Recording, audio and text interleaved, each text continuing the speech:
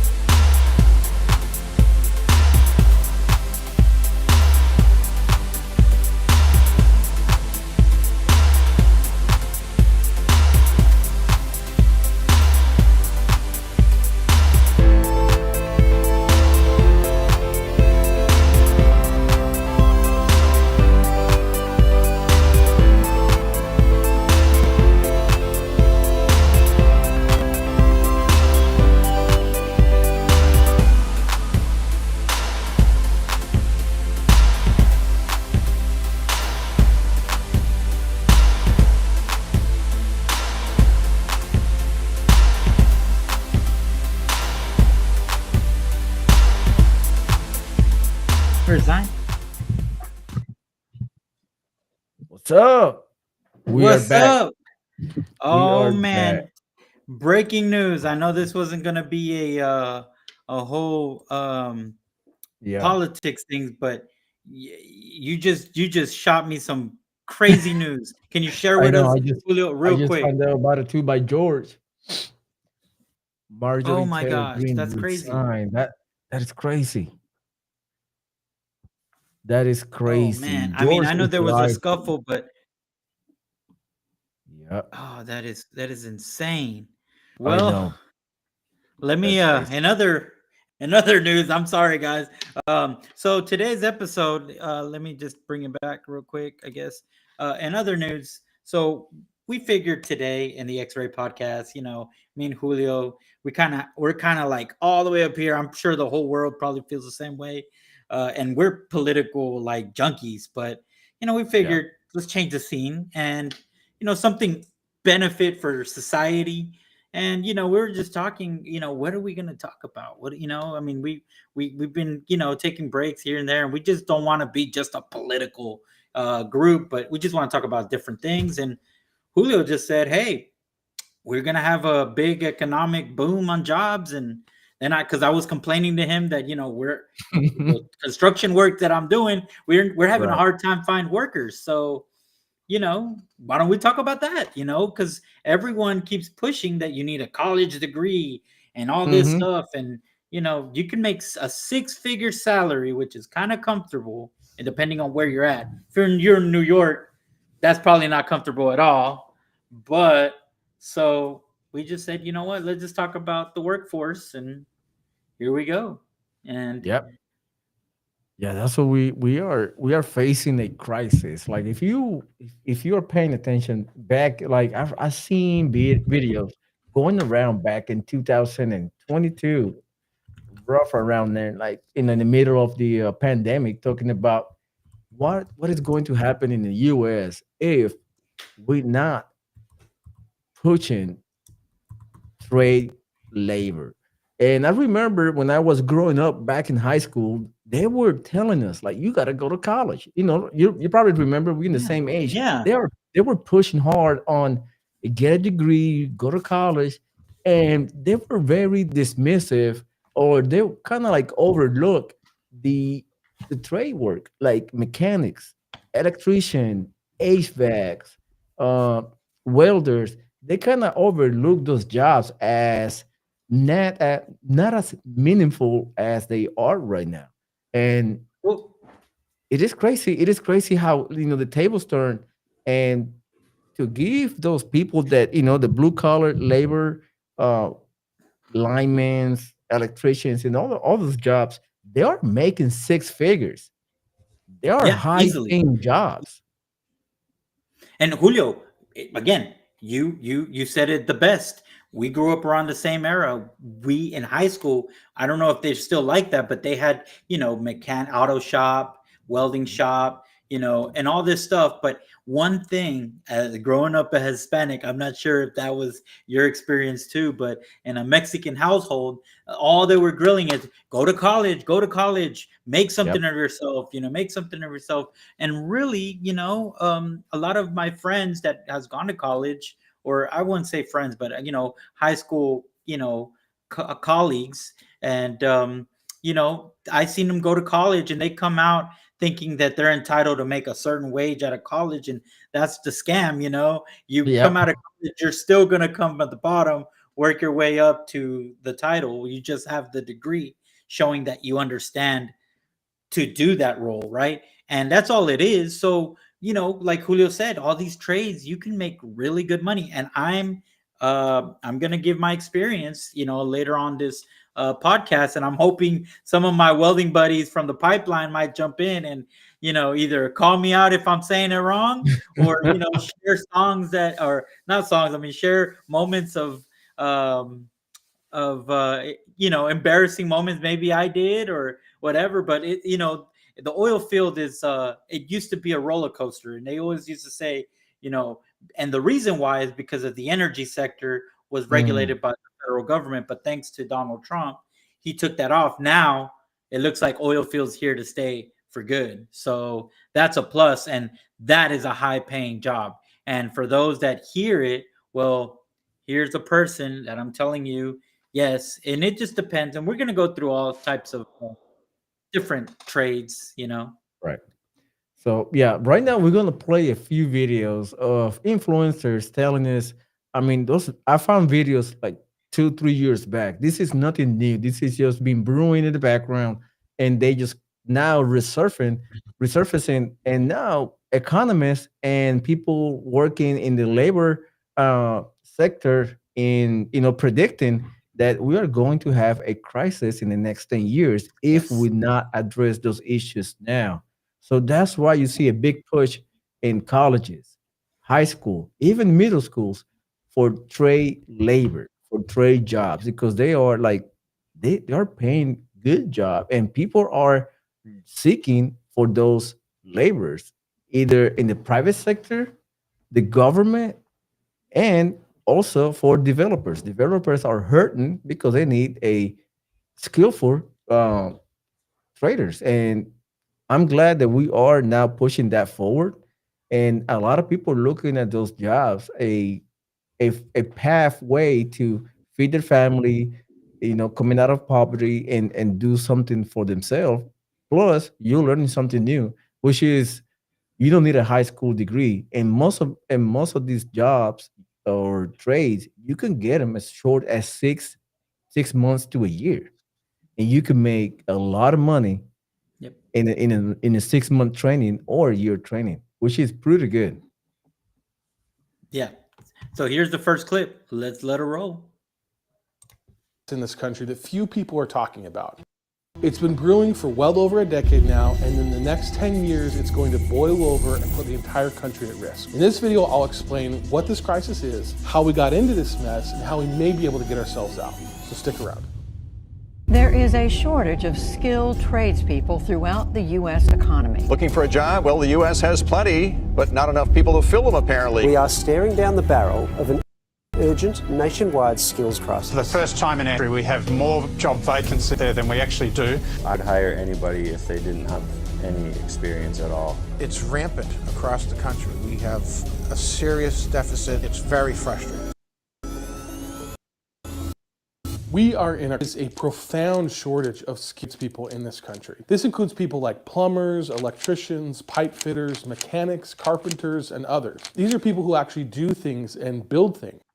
This shortage affects everyone, not just people who are remodeling the kitchens or bathrooms or need a mechanic to work on their car. When you can't find enough workers to finish basic infrastructure like that school or that project, or perhaps for critical projects like the new hospital, you have to pay double to find enough workers to finish it on time. This shortage makes everything cost more, it makes everything take longer, and it drags down the entire economy. According to some studies, the average age of skilled workers is 50, and for every one skilled worker who's entering the trades, 5 skilled workers are leaving. 75% of companies say that it is currently difficult to hire people in the skilled trades, and with many industries and jobs expected to grow in the next to be millions of openings. So how did we get here? Well, the short answer is that the demand for people in the skilled trades is outpacing the supply of qualified people to fill those roles. So he said it. That's a lot already. He make a good point. Yeah, he made a good point of that video was like, I believe 2 years ago. Now he said in the next 5 years. So we already 2 years in. We got 3 years left, which is kind of take us back, towards 2030. I believe 2030 would be a kind of benchmark of if we're not fixing it now, we are about to be importing those jobs, and that's how they're gonna end up open, the H-1 visas and all that stuff to bring people in, because they will not have enough people to fill those jobs. And if you don't have those, those people, those workers doing those jobs, you have to import those in because the economy keeps moving. And that would be that would be a can worm or a Pandora box on itself, because you're gonna have a lot of immigrants working with visas, and sadly, but it happens, some of them will overstay their visas, and they will become an illegal immigrant. So we need to push this hard in to our youth, and he said it. The average tradesman is 50 years old, so that means they have at least 10 years before they retire.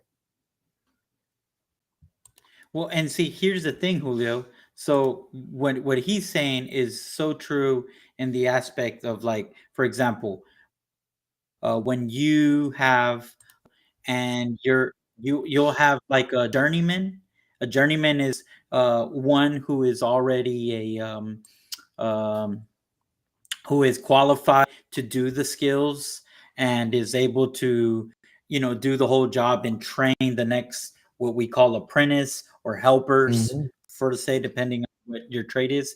And those apprentices are going to be there learning. And as each year grows, if you're union, it's every year you go to the school and you pass your test, and and you show growth as far as mentally, and you understand the what it takes to be an actual journeyman. And then when you make a journeyman, you're replacing the journeyman, because guess what? Some of those journeymans, they like the statistic says 50 years old. They only got what, 10, 15 years, and they're retiring. And then who's replacing them? So as of right now, I am working for a mechanical company, construction company, that it focuses on mechanical, which, if you don't know what that word, it doesn't mean like mechanic shop. It means like mechanical systems, like air conditioning and plumbing. And I didn't start there, right? But now I'm in a position where I'm still entry level in this department, but it's estimating for these jobs in construction. And as we're getting these jobs, and I'm seeing these future jobs coming through the pipeline, and I'm seeing all these jobs, I'm seeing all the future construction that's about to happen in Houston. And I will tell you, we are not ready for that, because there is a lot more of those jobs coming in than there is a lot of those companies that we have. And of course, that means a lot of people you're going to start seeing these mechanical companies grow out of the woodworks, or in this situation, we'll see other mechanical companies from other states come in here to our market and try to outbid us. But the Houston market is very aggressive, I will say that. But beyond that, my point is, we're already struggling to find workers that are qualified today. Okay. And Julio, I'm telling you, it is a long list of businesses that's about to boom in Houston alone. And the data centers, I'm already seeing it. Mm. And let me tell you, we're going to need a lot of workforce. And you can't just use illegal immigrants and the type of skill that we need, because what we require are skilled plumbers, skilled pipe fitters, skilled sheet metal hands, skilled startup like service techs and electricians. I mean, it's just crazy. And there is good money because, yeah, and for all you youth that are hearing this, and I hope this captures someone. If you're in high school and you're like, you're not a college person, like, you just have a hard time. Maybe you're like me, that I'm more hands, and as you mature, you later mellow down and you can do more of the paperwork for to say, because now you understand what you're doing. So if you were like me, you can go into a construction site, find a job, and you might make low end like 18 bucks an hour starting off, not knowing anything, and they'll train you. I mean, yeah, some companies will try to lowball you to 14 an hour, and I would say take it, because if you're still living with your mom and dad, you're just going for 2 to 3 years, 4 years maybe, and that pay will turn to 20 something dollars an hour, because as every year goes by, if you show potential and you learn and you try to do the best you can, you'll make money before you know it. 6 years pass and you're already a trades worker. And if you're a trades worker, you're already making anywhere between $25 to $28 an hour, and it's just like that. No school debt. You know what I mean? So and then you work from 7 in the morning to 3:30 p.m. Monday through Friday. You have Saturdays and Sundays off. And if it's up to you, you can work some Saturdays, get a little overtime, and there's money to be made. You could for sure make money. And as you keep going, and I'm just telling you, as a plumber or a pipe fitter, I was more of a pipe fitter welder, but then you can make, as a journeyman, from $30 to $40 an hour. It just depends on it just depends on how you negotiate and what you know. And I will say this, there's different categories too. This is just commercial construction.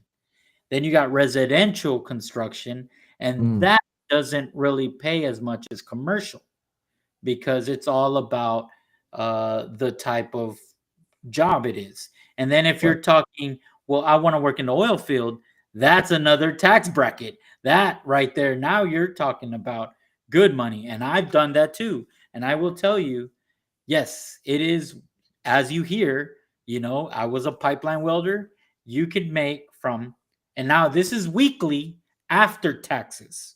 Okay. Wow. Not so that's clean taxes. For you in the pocket. Clean for money. After taxes, as a pipeline welder, you're going to have to buy your own rig, your own welding machine, your own leads. But check this out. The consumables, the company buys it. But you will make from $3,300 a week, tax already taken out, or up to $4,570. That's probably the most I've made in a non-union pipeline company. It just depends on what company you work for and what type of gas companies they do. If they do a lot of rehab, a lot of which that means like work that's maintenance and stuff like that. If they do service and facilities, dude, I'm telling you, you make that math. I mean, you're in the 6 figures right there, and So question for you, because you were in the pipeline industry. How hard or how difficult is to get on those jobs? Because I figure it is very competitive, because the pay that they offer is very, very attractive. How hard is to get on those pipeline works as non-union? Because as a union worker, you're protected and kind of secure your position, but you were an outsider, in lack of better terms. How hard is to get in those jobs? Well, yes, it is hard, and I will tell you why it's hard. It's hard because since it's high pay quality, they want quality work as well. So the thing about welding, you can't fake it. You can't say I'm a welder because they will put you to the test.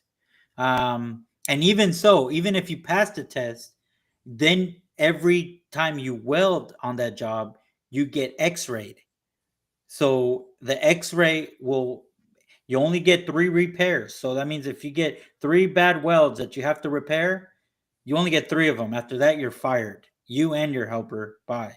You know, if you get a cutout, meaning you accidentally like arc the pipe, you're cut, that's it. If they have to cut the weld out, you're done because it costs them $13,000 to basically redo. Because if you look at the hours the welder is going to take, the shooting, the X-ray, the inspectors, the coding, it's a lot of money basically, right? Just the moving parts. So basically, yes, it is hard. But what I would suggest, first, learn if you're okay with traveling, because this is one thing.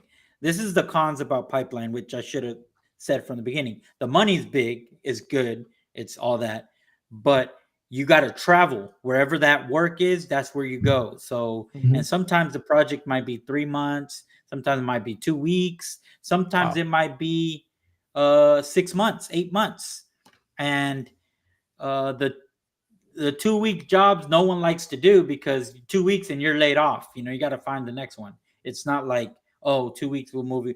Sometimes they will move you to another job if you are a good welder.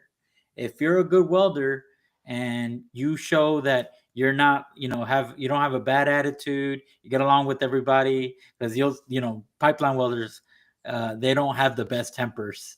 But anyways, that's why they're called prima donna welders. And I'm not gonna lie, I was one of them. So in case anybody wants to say something, yes, I'm admitting to it, okay? Because I'm sure someone's gonna be out there. Oh my gosh, Robert, you were the worst. Yeah, I probably was. I'm not gonna lie, but I will say it is hard. So how do you get on there? I would suggest find a welder or a welding page or a group in Facebook or where social media you're at, and ask, hey, I want to be a helper, a welder helper. Does anybody need a welder helper? And if they call you and they let you take that job, you're gonna have to drive up there. You're gonna have to have some money, at least $600 to $700 in your pocket to pay for the hotel for the week. And you got to do whatever that welder says, because his truck, that's his equipment, that's his. It's your responsibility to take care of it, and he will teach you. Sometimes, well, some welders won't teach you, but it's up to you to pay attention and network and learn. And as a helper, you can make from $15 an hour to $21 an hour, and then they give you this thing called per diem, which they pay you every day that you're there on a working day. So if you're working Monday through Saturday, you're getting $600. So that is to cover your hotel basically. But it's good money, as a helper, probably not so, but you're not there because you're going to be a helper for your career. You're there to be that welder that makes $4,200 a week, or the average is, and I'm gonna be honest with you, the average is $3,500 to $3,600 a week. That is basically, it's a lot of money anyway. Yeah, it is. And trust me, everybody goes crazy at first. That's why you see people, if people that like, man, I don't know what he does, but he works in the oil field, because they're all making about 3,000 to 200, 2,000, because the labor hands even make 2,000 a week. The labor hands, the people that are shoveling and throwing, the ones that you think they're working hard, they're making about $2,000 a week in the oil field. So you see them, a lot of money. Yeah, you see them, and nobody hates their job there, because you do what you're supposed to do. I wouldn't hate it either. I wouldn't hate it either. But yeah, I'm gonna leave a link. I was looking for a link. That's what you see. If you see me looking at the computer, I'm gonna leave a link of my interview when I first met Roberto through a friend of ours, Jerry. He introduced me to Roberto, and that was almost a year, about a year ago. Yeah, And about a year ago. I just left it right there on the link on the comment. You go in the comments section and I already pin it. So if you're there, if you want to have a good entertainment and you good laugh, excuse me, that's my first interview with Roberto. We had a great time. We kind of like we find each other. We like, hey man, you're my spirit animal. You know what I mean? And and then we became base buds, and then kind of like the channel grew, and Roberto and I we just like, hey, let's do this time to time, and we still we did a couple of videos here and there, and man, after that, the rest of history, man. We are now doing live streams every other day. Now Yep. we've been on and off lately. He got his stuff and I got my own stuff. But just to give you a preview of what's coming in our channel, not only we're going to talk about politics, but we are going to show videos of our regular life, what we do for entertainment. Because people are asking me, like, what do you do? Like, so you're gonna see videos of me going to the range, shooting. You probably see in this channel in the separate section a videos of review of guns, thermals. We're gonna review welding machines and all that stuff. So we are going to talk about everything and anything.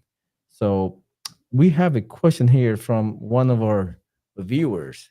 What would you say is the worst moment in the pipeline in history? He's gonna give you Oh one man. right now, but if you want to see the entire video, it's pinned in the comments. Go see the video after we is this video is over. Go watch it. It's entertaining, but to say the least. Go ahead, Robert. Answer that question. So, what would I say would be the worst moment in the pipeline? Well, the worst moment as a welder is when you hear the X-ray, and I would like to bring one of these X-ray techs to the channel to give her perspective because she's a girl, and she used to be my helper, and now she's an X-ray tech, and But anyways, when X-ray comes and they shoot your weld, and your weld has a repair, all the welders are repair Robert. Oh, you got to repair. You can't weld. You suck. Boo. It kind of feels like your manhood is in question, dude. So it's like, oh crap, I got to repair. At least that's how it was at first. Then you start Right. getting older and start getting seasonal. You start realizing, well, hey, if you don't got a repair, you ain't welding enough. You know what I mean? You're gonna get a repair, but it is bad. It's like the moment you get a repair, everybody's like gonna put you repair Robert, or repair Julio, or repair, and then everybody's just like, oh, you're the guy that got the repair, right? It's like, damn, Yeah, that's you yeah. know, They quick put a nickname on people. That is yeah. okay. Quick question before we move on to the next video. Quick question for you because this is new to me.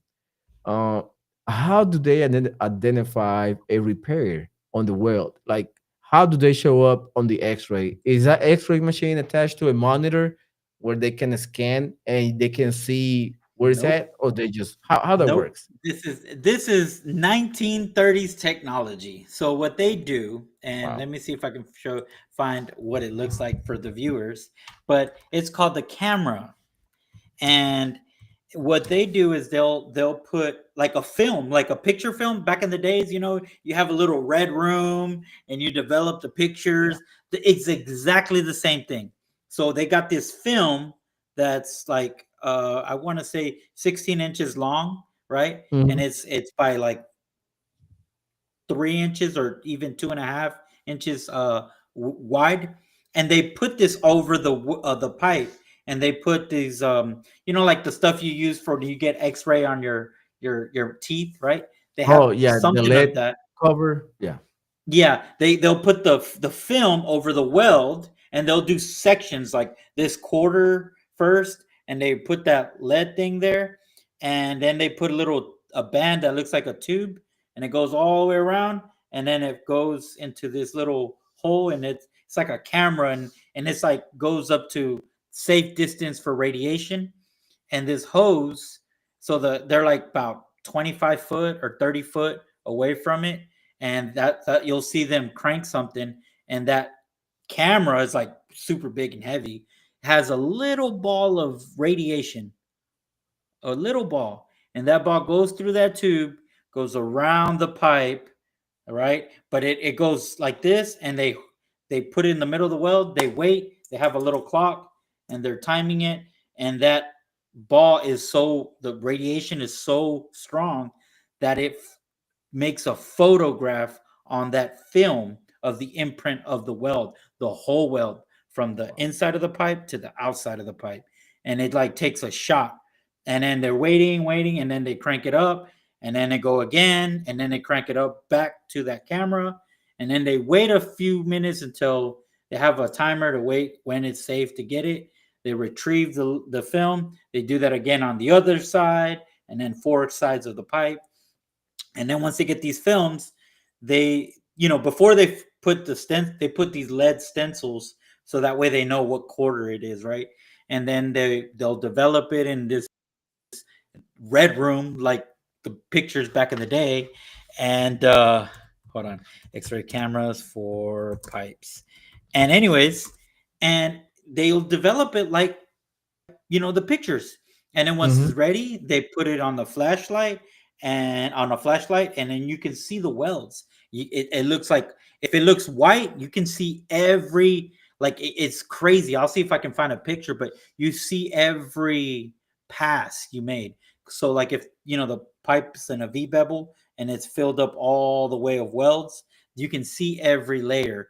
And the moment you see a black spot, that's porosity. So that black spot is a repair, or sometimes you will see that they didn't catch the other side of, because welding is fusing this metal and this metal together. So you should see white all the way. If you see a line of the edge of the pipe, you didn't fuse it right. So that's a deficiency. But they allow you a certain amount depending on what code. If it's 1104, they'll say you can do it by an eighth. Have more than an eighth all the way out, then it's a repair. And it is that's how they see it. But let me show you what this camera looks like before we play this video, because it's pretty neat, and a lot of people don't really see it. And you said, how do they do that? Well, let me show you. Can't see one, but yeah, dude, it's cool too, for pipeline. Yeah, we have another question. Same person. Don't X-ray hands get paid as much as pipeline workers? That's a good question. Do they get paid the same? Okay, so yes, they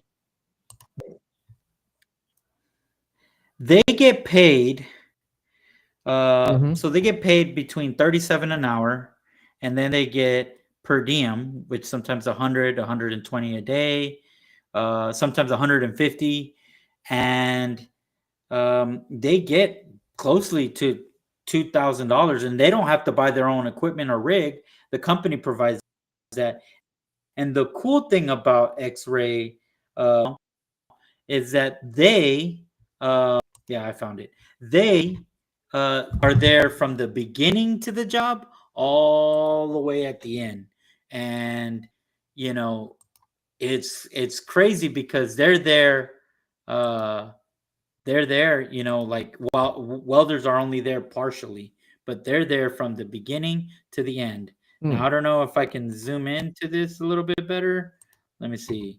Okay, here we go. Let me see if I can zoom in. All right, this is the camera. Oh, wait. That's the camera right here. I cannot see it. It's not zooming in, huh? I don't know why. No, I cannot see it on my end. Okay, well then let me try to do something else. Share that screen. Okay. Yeah, right. I never knew that you have to be a technician, like a regular X-ray technician.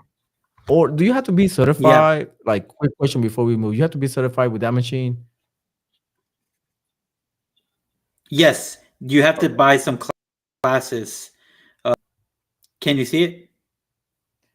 I can see the guy messing with the pipeline. Yeah. This little yellow thing is the camera. Oh, okay. But oh yeah, we do that too. That's hot tie-in where it's flame, which I scared. We were in what's called the bell hole in the ditch, and I was like, Jerry, stand right here, and he's like, okay. And then I started welding, and fire like came out like that. Man, he jumped out of that hole so quick. He was scared, but you have to weld it like that. The reason why is because they're, you know, Oh, my old friend Jerry. yeah, it's crazy. Jerry, there's a threat. But yeah, you know, yeah, you he jumped, dude. I thought he was like Michael Jordan, but yeah, that Turner one, this one, they can put it inside what's called the, and it goes inside the pipe and it just follows it. So as the welders are welding, the X-ray is behind it, and we have a nickname for the X-ray welders.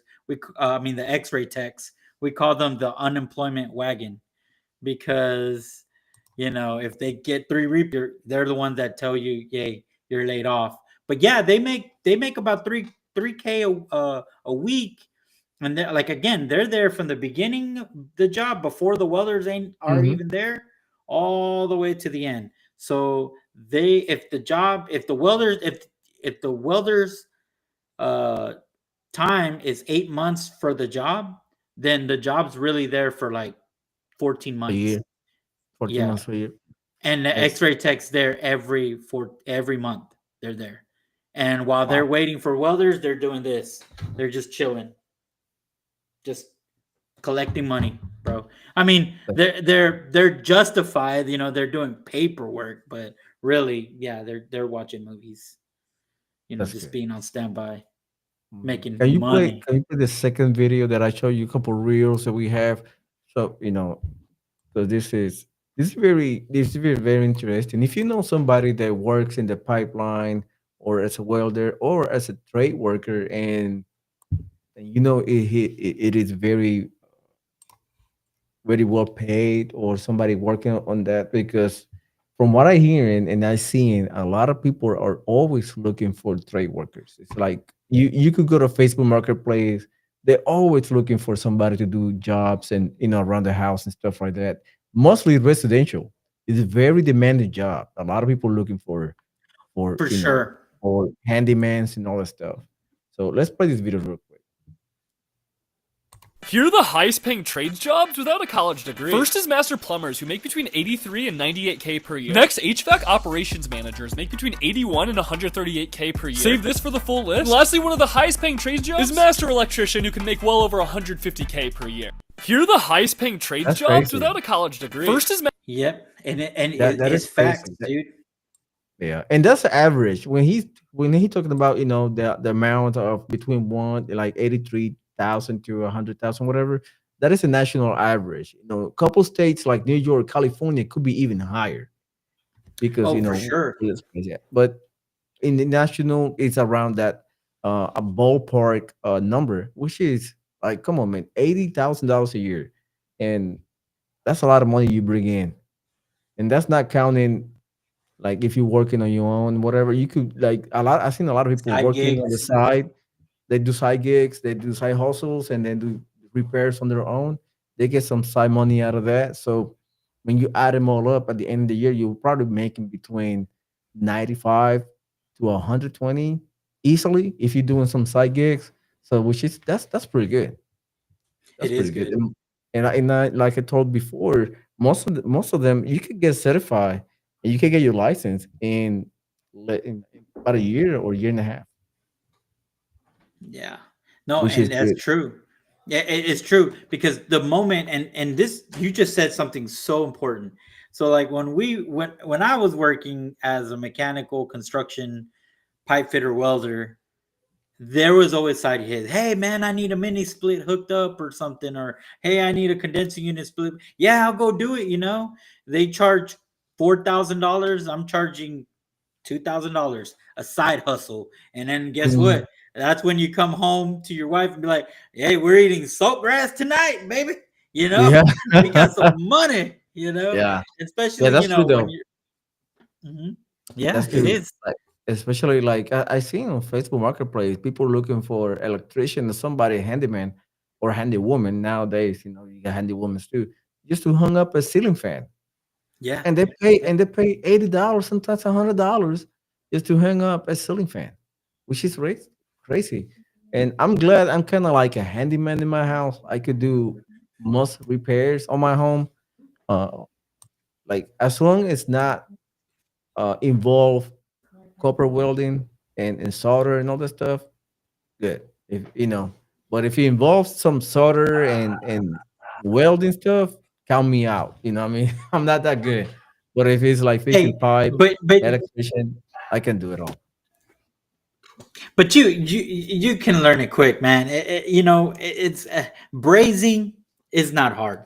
Soldering, I mean, okay, and somebody's gonna tell me, whoever hears this, they're gonna be like, actually, it does require skill. But I mean, it's not as hard as you think it is. Yeah, it does Mhm. require you skill, but you can learn it. And it's some people get scared, but yeah, you can.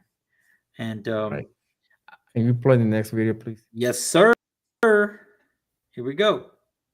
This is in the next 5 to 8 years, 80% of people in the trades are retiring. It's still the same narrative. But if we listen to you, there's hope.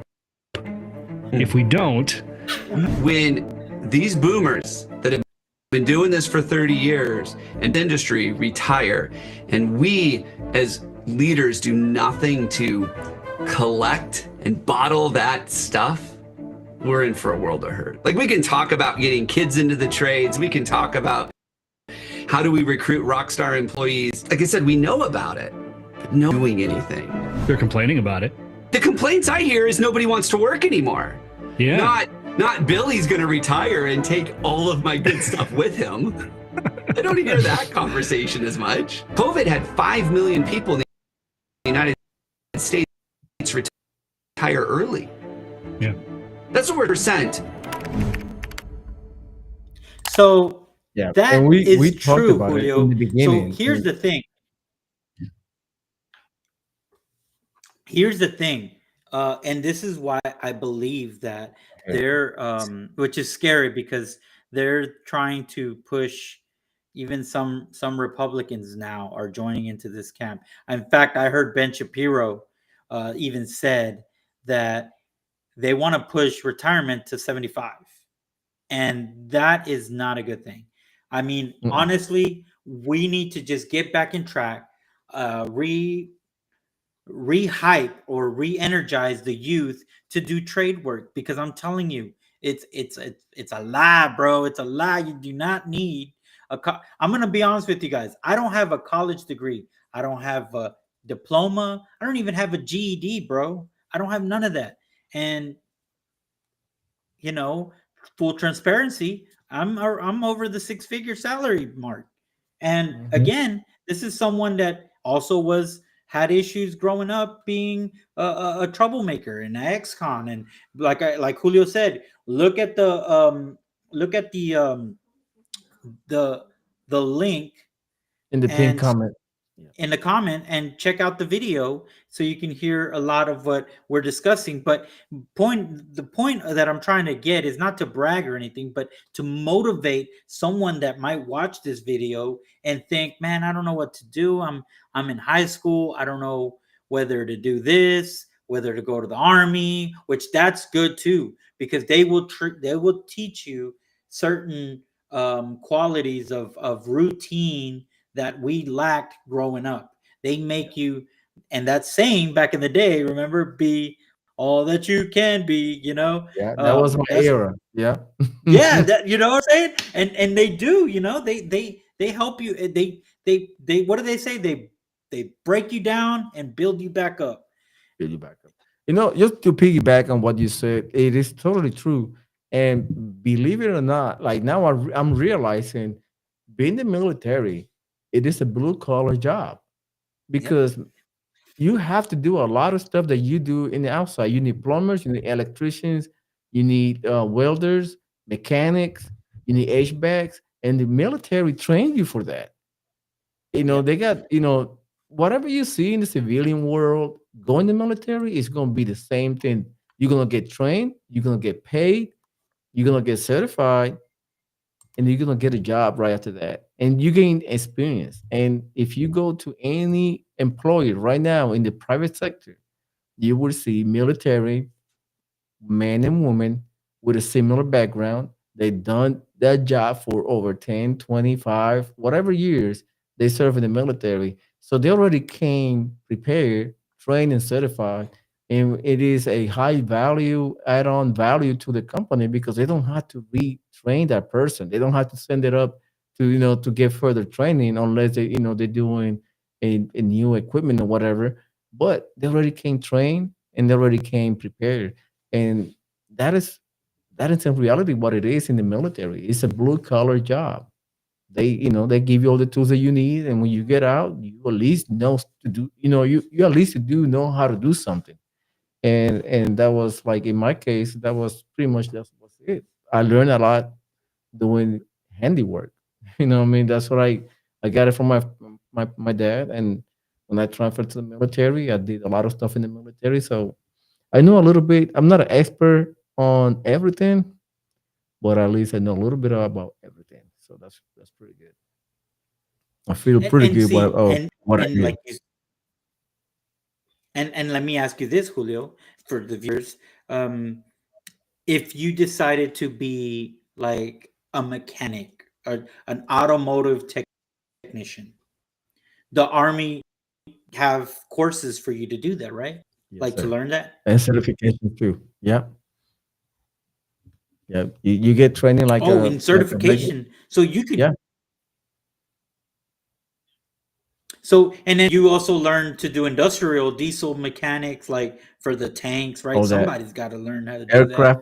Yeah, aircraft mechanic, diesel, electrician, all Damn. the stuff. So yeah, so you get paid, you get trained and you get paid while you get trained and you get certified, especially like mechanics and electrician, you get certified. And also if you are like a combat engineer, which is pretty much a heavy equipment operator, you get certified on those equipment and you get your license and they put all the endorsements on those license and certifications.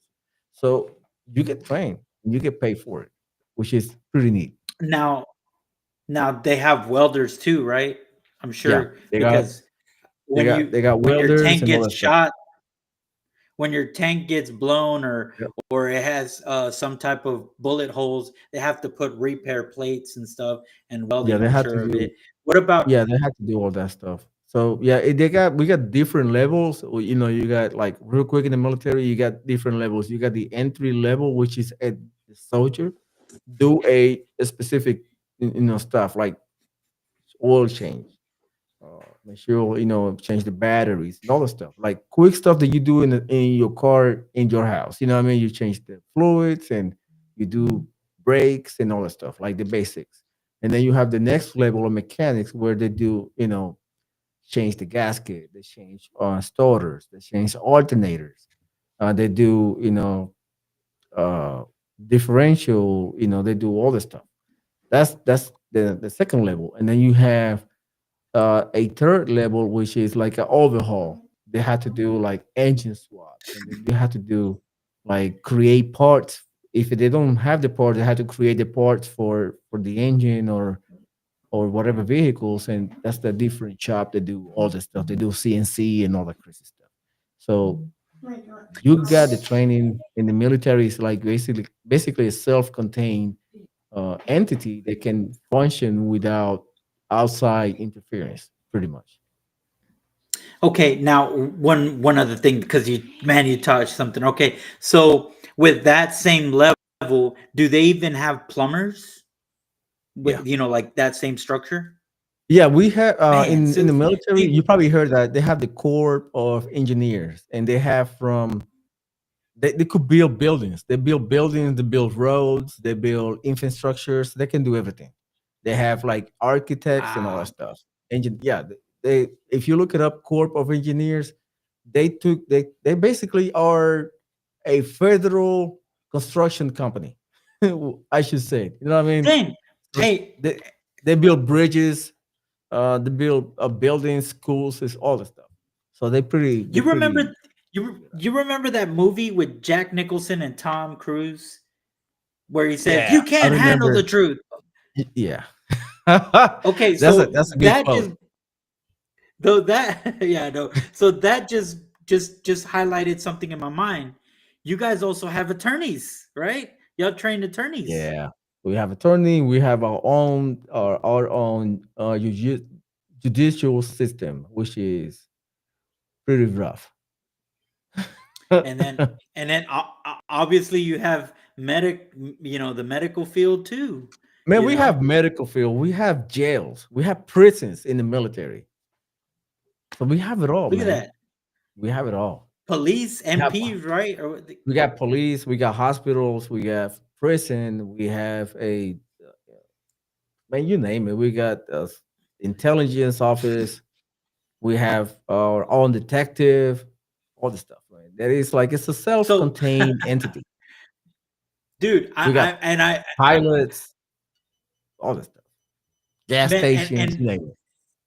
not to advocate for just the army, or it doesn't seem like we're trying to promote here, but it almost sounds like, man, if had I start over, like if whatever, that would have been the best avenue to do, because you're learning structure from the military. You're learning about discipline, how to discipline yourself, because I'm sure, man, a lot of that stuff still stuck with you, right? Every person that I've met, they have that discipline. Two, they can teach you a trade. Is just up to, of course, if you're young, if you decide to join in the military, just think, what skills can I use after I get out of the military? Because everybody wants to do the thing like, I want to be dedicated on jumping off the helicopter or something, or being Rambo, and you can't apply that to the real world, so I think that's beautiful that the army can train you for the real world, or the civilian world, right, is what you guys call it. And yeah, and I think that's but the amazing. good thing about it, yeah, the good thing about the military and the military men and women in uniform, it is they are very not only resilient but very fast learner. They learn really fast. Like they probably have no clue of what do you teach them. Like for example, welding. They never weld before, but if you give them a crash course and 2 3 weeks of teaching them how to do it, they will do a decent job. They But will and learn. see, but They find a way to learn, and they pretty they are high tenacity people. They most of them they focus and they be like, you know what? If my life depends on it, they will do it, and they will do it well. and honestly, it's because they have that drill sergeant, or not drill sergeant, but they have that one person that's like motivating them constantly. Come on, get yourself up and start welding, and believe it or Yeah. not, that's what I'm saying. The discipline that the army is showing you, or the military, right? Um, it almost pushes you to be the best that you could be. Again, the slogan, right? Right. Because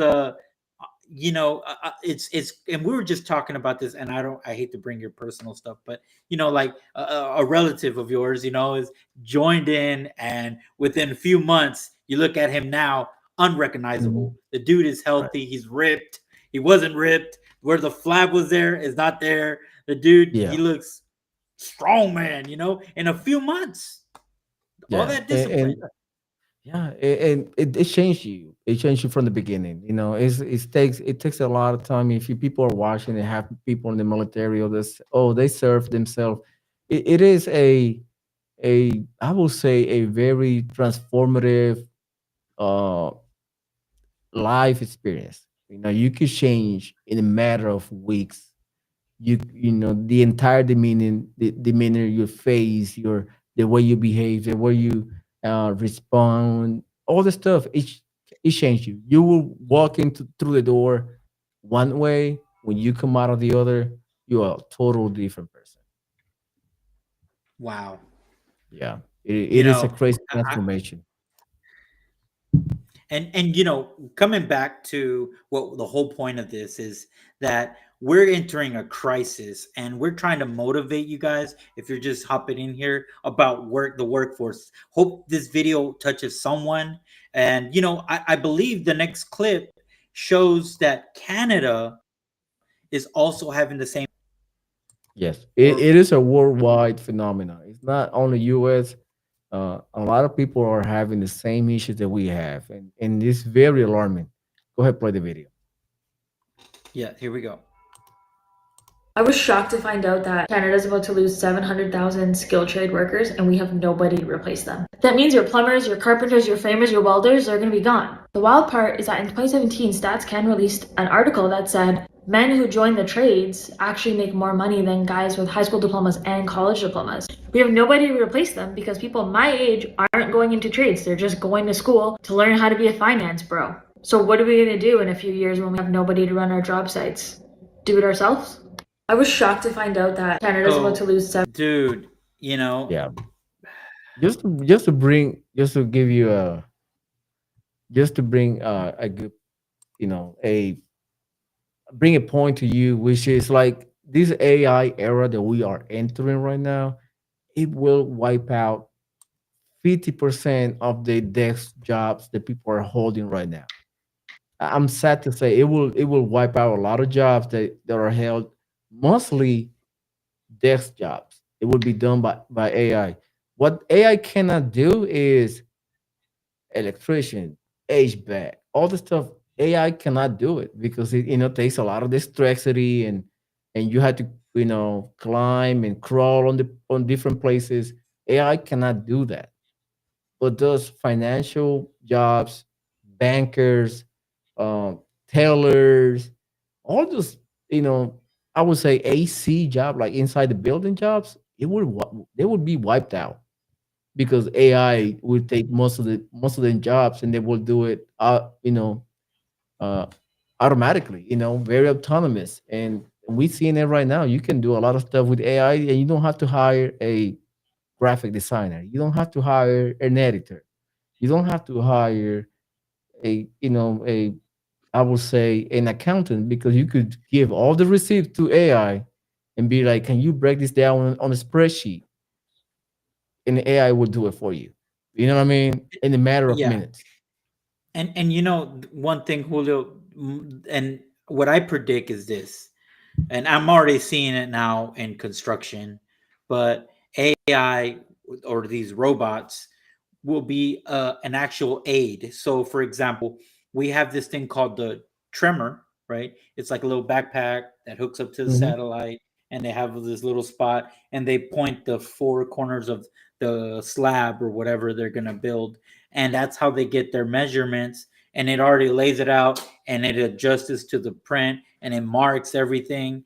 And basically, all they got to do, back then they used to call this a plumb bob. That's would go all the way from the top and figure out the cut of the hanger for the hangers for the pipes and the sheet metal and stuff like that. Because everything, if you look at the store, everything's hung with this thing called the all thread, and it's hanged from the beams. And anyways, well, a lot of AI will be able to help by doing the math, and it's already cut, and you don't have to do the thinking of like figuring out the measurement, but someone's still got to go up there and install it. There might have some machinery that will help, but at the end of the day, you will need the human to aid the Element. AI, because what do you see in construction? Mud. The ground is level. When you walk there, you can twist your ankle if you're not careful. That's how Mhm. that's how bad the job sites are. So a robot and all that is going to have difficulty. Yeah, you've seen them when you kick them and the robot starts like flopping or whatever, and it gets his balance. But imagine that carrying like now pipe or carrying, it just, again, you will need the human to actually run that. So I think we still got a solid 100 years before we see 100% robots. Yeah, So agree. again, I'm totally within agree. 100 years, yeah, within 100 years, some of us, if you want to make some money, learn this trade. Plus, with that being said, this is now I'm talking commercial or industrial standard robots. Only you'll see that there, but you won't see it in your residential because a lot of people is gonna have to pay high dollars for that type of work. En la industrial pasó algo parecido. Yeah, Yeah, and industrialization. Yep. yeah, it happened. A lot of stuff that we know they were wiped out and machines took over. But yeah, I see what you're saying, Robert. In the construction sector, I would see robots doing some heavy. I would say the heavy lifting, machines carrying pipes, carrying concrete, carrying rebar, all this stuff. Carrying stuff, aiding the worker. But as replacing the worker itself, you're right. It would take 100, 150 years to have a working process of like a robot doing sheetrock or robot doing cinder blocks, all that stuff. It takes a lot of a lot of work to get around it. And man, I already enjoyed the conversation today.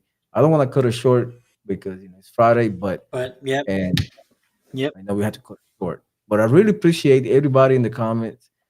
Please go to the comments and look at the pinned comments and watch the entire interview when Robert and I we sat for the first time right here in the studio, like right here in the back. We sat there and we talked about for almost 2 hours about his life from the beginning to this very moment. And you will get all the answers that you have about him and his pipeline work. It will be answered in that video. Without with that being said, Robert, you have any words to the audience? Oh, by the way, next week we're gonna have like on and off next week because we have family coming over and all that stuff. But either way, we'll still we're gonna be broadcasting our live stream. I believe on Monday. We're gonna do a little Monday, Wednesday, and Friday. That's what we're gonna do next week. Yep. So And so what I want to say is if this video isn't for you, ever share it to hope is either in high school or is thinking of dropping out of college or just thinking whether he's already graduated, I go to college, do I not? And hopefully this kind of reaches some, because the whole point of this is to motivate the future Americans that look, construction is not as hard work as everyone makes it out to be.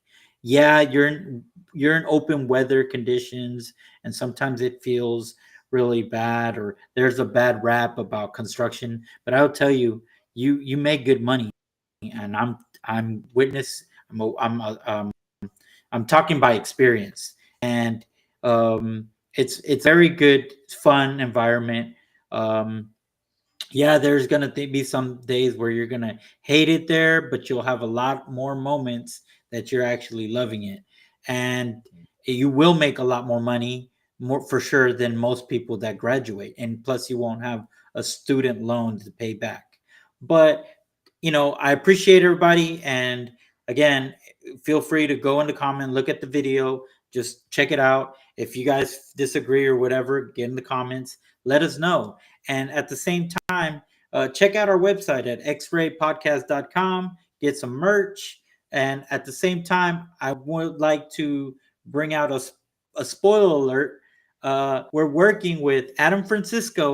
If you know who that is, he's we've had him here before in the show, and we're communicating with him and Brother Wise from a righteous perspective, and also our buddy JJ Carroll. Yeah. And maybe we're planning something to where we might have a little panel within those with all of us and see, we're trying to schedule that, but everyone's obviously they have their own channel to attend, and we're trying to work with it within a reasonable time. But look up for that. I mean, you guys check us out and let us know in the comments. Yep. I really appreciate it, guys. Thank you so much. God bless you. Have a great weekend. Happy Thanksgiving. I hope you're enjoying with your loved one. Christmas is just around the corner. It came fast. It looked like yesterday we just say hi to the 2025, and now we're saying goodbye to it, which is crazy. So thank you so much. God bless you. Take care of you. Take care of you and your family. I know, right? So I see you guys on the next one. Take care. Bye-bye.